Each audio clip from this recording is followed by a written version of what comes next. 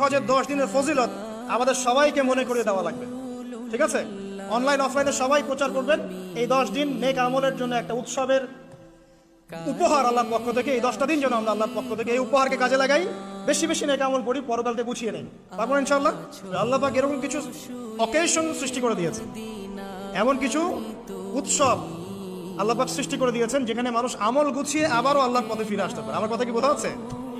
ঠিক এরকমই একটা উৎসব হচ্ছে, একটা অকেশন হচ্ছে আমলের উৎসব, সেটা হলো এই জিলহজ মাসের প্রথম 10 দিন।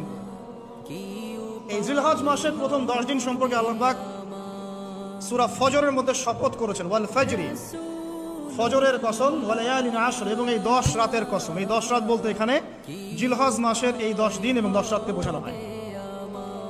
এর ফজিলত সম্পর্কে নবী সাল্লাল্লাহু আলাইহি ওয়াসাল্লাম একটা হাদিসে বলছেন, সহিহ বুখারী হাদিস, আনাস রাদিয়াল্লাহু আনহু ইবনে আব্বাস রাদিয়াল্লাহু আনহু